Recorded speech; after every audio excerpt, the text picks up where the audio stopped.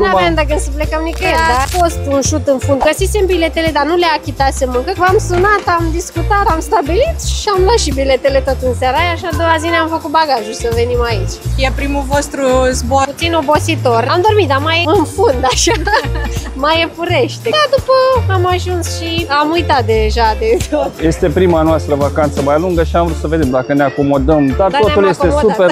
Recomandăm să se vină mai multe zile. Voi v-ați încumentat pentru vacanța asta 5 zile. Am vizitat și noi cât am putut. Mi-a plăcut Safari Blue și plaja din nordul insulei Gendua, cred că se numește, nu? Mie îmi place apa, plaja, îmi place să mă bronzez. E ca pe Instagram, ca pe TikTok, arată exact la fel.